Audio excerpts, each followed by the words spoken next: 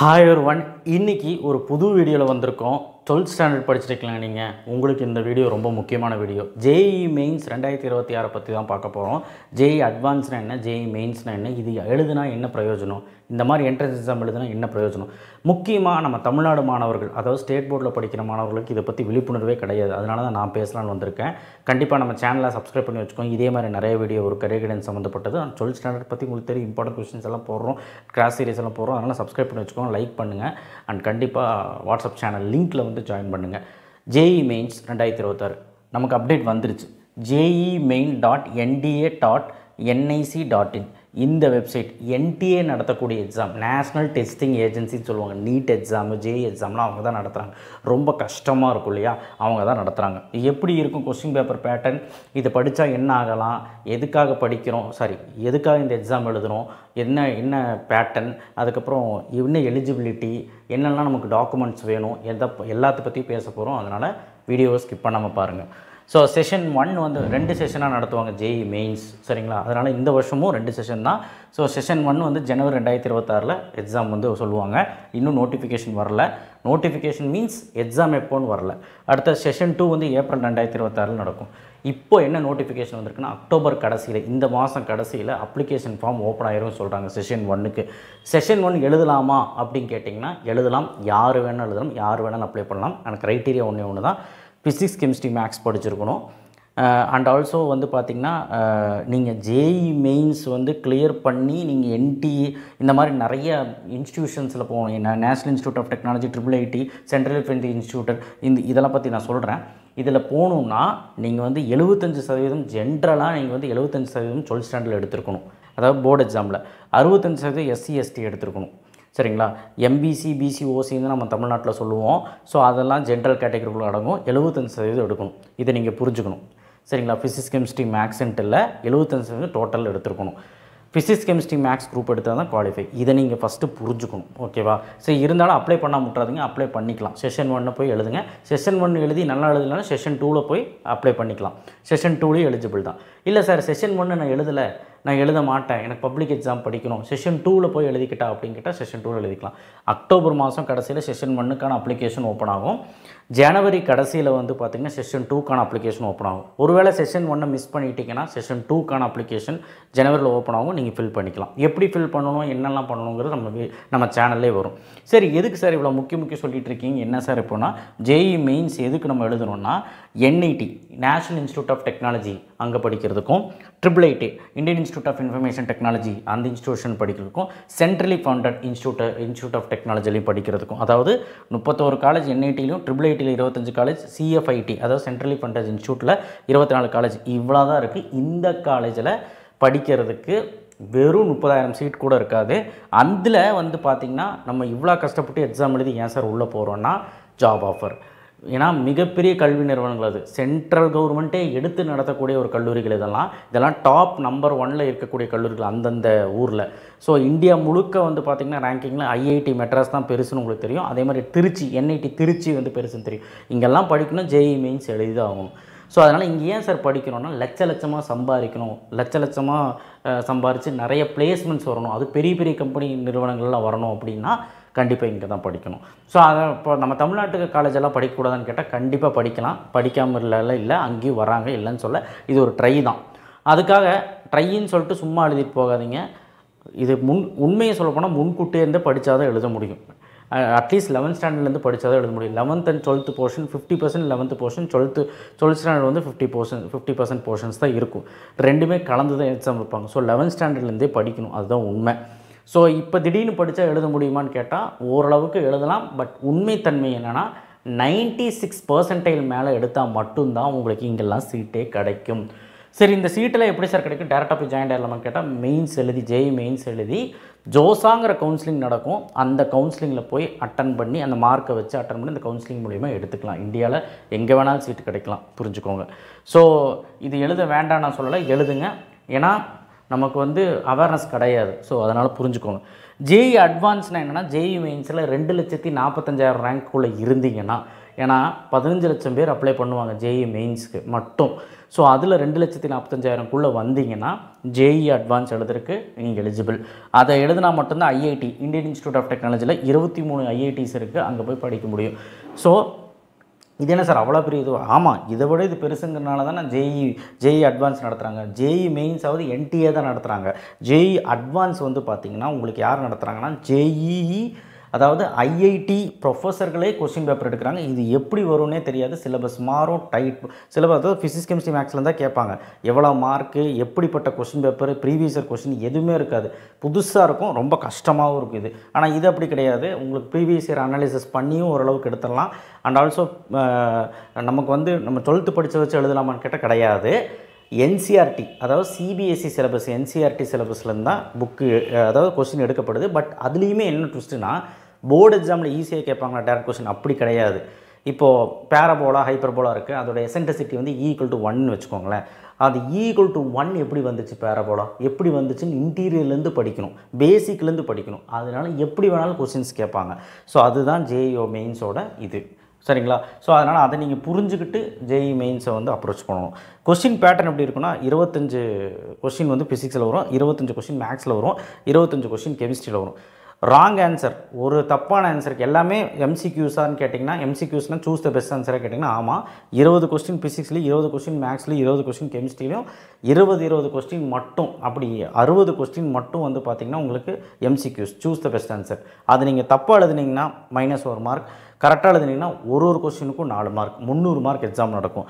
ஆனால் நல்லா கேட்டுக்கோங்க, மீதி 5 மார்க் ஃபிசிக்ஸ்லையும், மீதி 5 மார்க் கெமிஸ்ட்ரிலையும், மீதி 5 மார்க் மேக்ஸ்லையும் நியூமெரிக்கல்ஸ்லேருந்து கேட்பாங்க. எப்படி வேணாலும் இருக்கும் அந்த கொஸ்டின், அதுக்கு சூஸ் இருக்காது. அதுக்கு தவறுதலாக எழுதுனா -மார்க் கிடையாது, ஆனால் கரெக்டாக எழுதுங்கன்னா 4 மார்க். புரிஞ்சுதா? இதுதான் பேட்டர்ன். 3 மணி நேரம் எக்ஸாமு, கம்ப்யூட்டர் பேஸ்ட் டெஸ்ட் தான், கம்ப்யூட்டரில் ஆன்லைன் டெஸ்ட்டு தான் இது, சரிங்களா? Computer based test, pen and paper கிடையாது, புரிஞ்சுக்கோங்க. 3 மணி நேரம் டெஸ்ட்டு. ஜேஇ அட்வான்ஸ் அப்படி கிடையாது, 2 தடவை டெஸ்ட்டு, 2 பேப்பர் இருக்கும் டெஸ்ட்டு. ஸோ அது வேறு மாதிரி, அது அப்புறம் பேசலாம். ஜேஇ மெயின்ஸை பற்றி தான் உங்களுக்கு முக்கியம் தெரிஞ்சிருக்கணும். ஸோ இப்போ ரிசர்வேஷன் அடிப்படை எப்படி வந்து ரிசர்வேஷன் இருக்குன்னா, நீங்கள் ஃபஸ்ட்டு வந்து ஒரு விஷயத்தை தெரிஞ்சுக்கணும். இது ஜேஇ மெயின்ஸ் அப்ளை பண்ணால் 3 டாக்குமெண்ட்ஸ் இருக்கணும். ஆதார் கார்டு, அப்புறம் பர்த் சர்டிஃபிகேட் தேவையில்லை, அதுக்கப்புறம் 10th மார்க் ஷீட்டு, அதுக்கப்புறம் வந்து பார்த்திங்கன்னா உங்களுக்கு ரிசர்வேஷன், அதாவது கம்யூனிட்டி சர்டிஃபிகேட் சொல்லுவோம். எங்ககிட்ட கம்யூனிட்டி சர்டிஃபிகேட் இருக்குதுன்னு சொல்லி நீங்கள் அப்ளை பண்ணிடாதீங்க. எம்பிசி, பிசி, ஓசி விட்டுருங்க, ஓசி இன்க்ளூடு, பிசிஎம், இவங்க 4 கேட்டகரியில் வர்றவங்க மட்டும் இந்த மாதிரி சர்டிஃபிகேட்ஸ்லாம் எடுத்து வைக்கணும். என்னென்ன சர்டிஃபிகேட்னா, general EWS, economically weaker section, மாதம் 8 லட்சத்துக்கு கீழே வந்ததுன்னா இந்த சர்டிஃபிகேட் எடுத்து வைக்கணும். 10% ரிசர்வேஷன் ஒதுக்கீடு பண்ணுறாங்க. அப்படின்னா என்னென்னு அப்புறம் சொல்கிறேன். ஓபிசி நான் கிரீமி லேயர் சர்டிஃபிகேட் எடுக்கணும், இதை பற்றி தனியாக வீடியோ போடுறேன். 27% ரிசர்வேஷன் இடஒதுக்கீடு பண்ணுறாங்க. உங்கள் மாத வருமானம் பொறுத்த இதெல்லாமே. அப்புறம் எஸ்சி மட்டும்தான் இருக்குது. கவர்மெண்ட் சென்ட்ரலாக நடத்தக்கூடிய எக்ஸாமில் எஸ்சி மட்டும்தான் இருக்கும், இந்த மாதிரி தான் இருக்கும். ஸ்டேட் கவர்மெண்ட் நடத்தக்கூடிய விஷயங்களில் வந்து பார்த்திங்கன்னா, கவுன்சிலிங்லாம் வந்து பார்த்திங்கன்னா இந்த மாதிரி இருக்காது. பிசி, ஓசி, பிசிஎம், எம்பிசி, எஸ்சி, எஸ்டி இவ்வளோ கேட்டகரி இருக்கும். ஆனால் சென்ட்ரல் போர்டில் இப்படி தான் சொல்லுவாங்க. அதனால் இதெல்லாம் எடுத்து வச்சுக்கிறது நல்லது. எடுத்து வைக்காம விட்டிங்கன்னா ஜென்ரல் கேட்டகரியில் வந்துடுவீங்க. ஜென்ரல் கேட்டகரியில் வந்தால் நீங்கள் உதாரணத்துக்கு ஒன்று சொல்கிறேன் பாருங்கள், 300 மார்க்குக்கு 200 மார்க்கு ஜென்ரல் கேட்டகரி பையன் எடுத்திருந்தான்னா, ஒருவேளை நீங்கள் நான் கிரீமி லேயர்லையோ இடபிள்யூஎஸ்லையோ இருந்தீங்கன்னா ஒரு 160 மார்க் எடுத்தாலே அந்த காலேஜ் கிடச்சிரும். அந்த மாதிரி புரிஞ்சுதா? ரிசர்வேஷன் அடிப்படைனா என்னென்னு. ஸோ அதனால் புரிஞ்சுக்கோங்க, சர்டிஃபிகேட் எடுக்காம விட்டுறாதீங்க. ஸோ எஸ்சி, எஸ்டி, எஸ்சியே கிடையாது. எஸ்சி ப்ளஸ் எஸ்சினா எஸ்சிக்குள்ளே வந்துடும். ஸோ இவங்களுக்கு சர்டிஃபிகேட் எடுக்குமான்னு கேட்டால் கிடையாது. இங்கிலீஷ் ஃபார்மேட்டில் யார் சர்டிஃபிகேட் எடுத்தாலும் இங்கிலீஷ் ஃபார்மேட்டில் இருக்கணும், டிஜிட்டலைஸ் பண்ணியிருக்கணும், இங்கிலீஷில் தான் எழுதியிருக்கணும். இங்கிலீஷில் எழுதியிருக்கு, தமிழில் எழுதியிருக்கணும், ஓகே, இங்கிலீஷில் எழுதியிருக்கணும். ஆனால் மெயின் எஸ்டிக்கு வந்து பிரச்சனைகள் அதே சர்டிஃபிகேட் போது இங்கிலீஷில் எழுதியிருக்கணும். 75% கிடையாது. ஸோ 10% வந்து இங்கே வந்து தப்பாக எழுதிட்டேன். ஸோ 10% வந்து இடஒதுக்கீடு. ஸோ இந்த மாதிரி இடஒதுக்கீடுகள் இருக்குது. ஃபீமேலுக்கு வந்து தனி இடஒதுக்கீடு இருக்குது. அதாவது ஃபீமேல்னால் இப்போ வந்து இந்த கோட்டாவில் வரவங்களுக்கு பெண்ணாக இருந்தாலே போதும். ஸோ பெண்களுக்கு தனியாக ஒரு கோட்டா, அதாவது எல்லா பெண்களுக்கும் நீ இதில் எந்த எலிஜிபிலிட்டியும் கிடையாது.